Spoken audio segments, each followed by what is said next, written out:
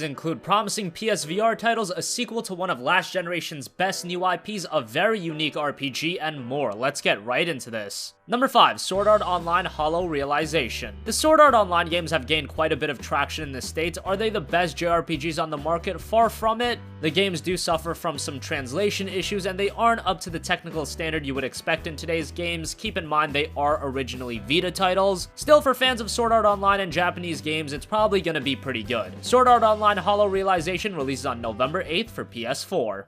One thing that I really liked in the game that I got to try out was the raid system that SAO has now implemented into their game. With this, you're able to tag along with 15 different AIs, and you are supposed to work together to try to kill off a giant monster.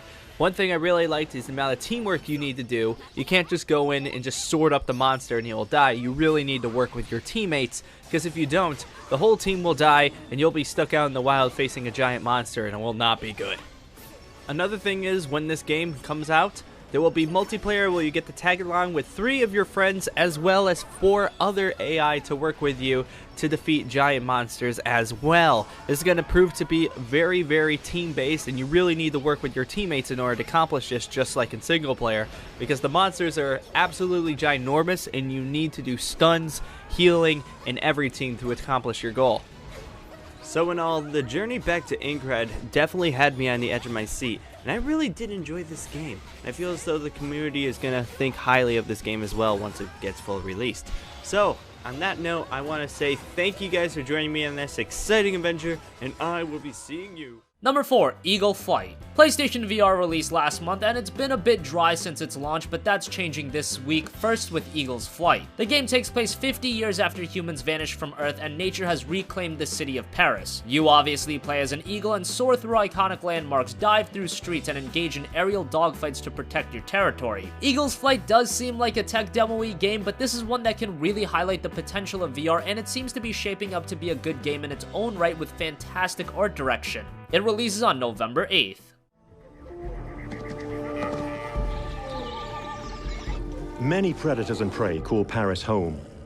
And as you progress through 5 chapters across the city, you'll find historic landmarks guarded by rival animals.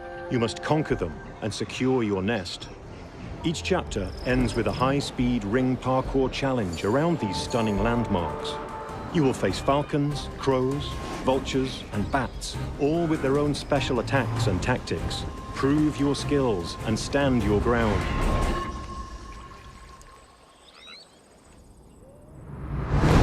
Paris is full of hidden areas, like the subway system and catacombs. These regions contain over 20 high-speed circuits that will test even the most experienced flyers. This is just a glimpse of the activities you'll find in the world. There are also story challenges, missions, and hidden collectibles to find throughout the world. Paris is full of things to see and do. Your progression through Eagle Flight is just the start. In addition to free flight, you can also team up with players online to test your skills against others. In multiplayer mode, you and up to 5 friends can explore Paris and compete in thrilling team-based dogfights across 6 multiplayer areas. The rules are simple. Try to grab the rabbit and bring it back to your nest. Use your scream ability to fend off your opponent with a shrill attack, and protect yourself with your shield. Most importantly, fly like the wind to outmaneuver your opponents. There's a natural rhythm to multiplayer, and joining with others is key to taking over the skies. Experience flight like never before. For the first time in virtual reality, the sky is yours. Number 3, Robinson the Journey. Speaking of VR, here's another VR game, the highly anticipated Robinson the Journey. The game is a first-person sci-fi adventure developed by Crytek, the guys famous for Crysis. You play as Robin, a 12-year-old survivor of a spaceship crash landing on a mysterious planet. The game will highlight beautiful environments and landscapes, and obviously you'll be seeing a lot of dinosaurs in VR. Visually, the game looks outstanding, and it's promising a deep level of immersion and innovative gameplay. This might be the one game to sell a lot of people on VR. It releases on November 8th. Things haven't exactly gone to plan.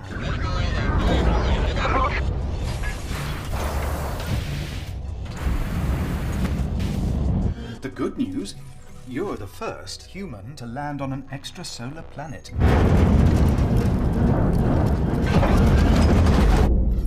But I've made a preliminary scan of our landing site and decided that your best chance of survival is for us to stay put and wait for a rescue party.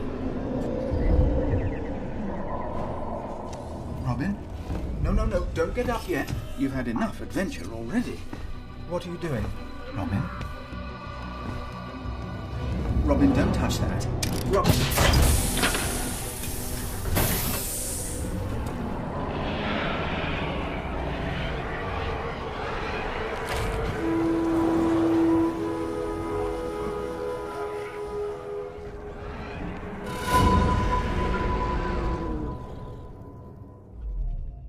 Number 2, Dishonored 2. The first Dishonored game was one of the surprisingly great games of last generation. Arcane Studios did a great job with putting a lot of power in the player's hand, and it gave a lot of options in how you tackle objectives. Dishonored 2 is taking the elements of the first game and making them even better. Now there are 2 playable characters, either Corvo Atano, who was the protagonist of the first game, or Emily Caldwin. Arcane Studios is saying to get the full story out of Dishonored 2, you'll have to complete it twice or even 3 times to listen to all of the different dialogue. There will also be a new skill tree system allowing for much more customization in how you upgrade your character. Dishonored 2 has potential to be one of the best games of the year. It releases on November 11th for PS4, Xbox One, and PC. However, if you pre-order the game, you'll be able to play it a day early on November 10th.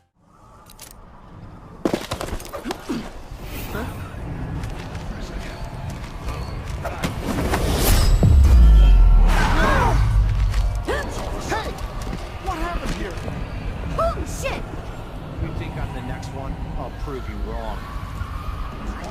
The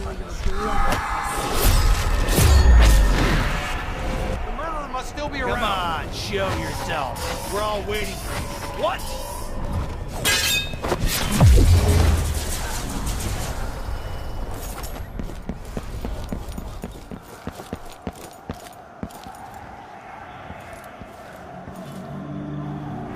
The mansion has a strange beauty to it.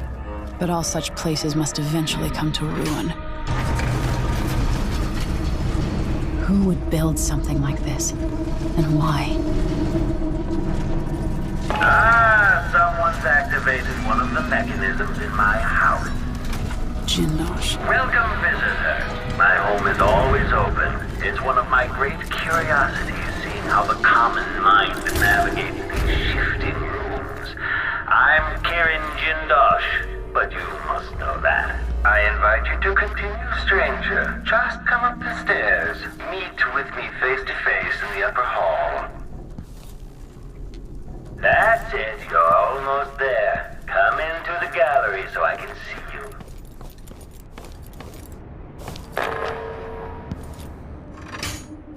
In part, I made this place for luxury and spectacle, I suppose, but it's more than that. This place is a testament to engineering itself.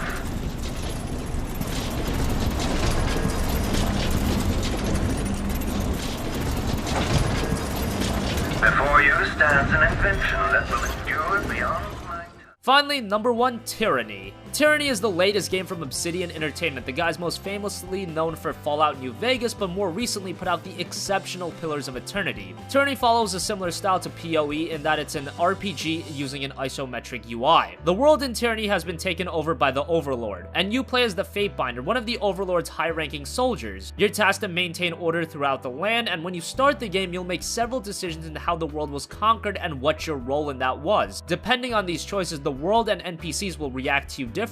Tyranny is looking to be a very unique RPG, and given Obsidian's recent track record, it has all the makings to be one of the best PC games of the year. It releases on November 10th. So they're now going to start moving to assault enemies. Basically, they need you to get over the walls and take out the mages so that we can get rid of the barrier. Now, if you want to pan over and show the... So yeah, this is the magical barrier that's keeping the gate from being destroyed by the Scarlet Chorus, and those are the mages that we need to take out. So, with our party, so one of the things that we have in Tyranny is we took a lot of the AI functionality that we added toward the end of Pillars and patches, and we've integrated into our combat. So all of our companions have their own AI packages that control their actions that if you want, you can focus primarily on your character and what actions they take in combat. This character that we're showing here is an archer, someone who's focusing more on bow skills and ranged attacks and less on melee. And you can use that to give your... Oh, completely failed to disarm that trap. So again, combat, you can pause at any time, issue actions to your companions. Alex is going to showcase one of our spells. So because we are a skill-based game rather than a class-based game, you can be someone who is an archer and also a spellcaster, or you can mix and match different skills to make the character that you really want to make. So this character has some incredible ranged attacks and also some really great spells. And like as you can see, we've got our companions who are performing those actions. So Lantry is one of the characters who just actually cast a buff spell on one of your allies that increases their strength and vitality, making them stronger and harder to take out. And he's automatically going to work at healing allies who take damage.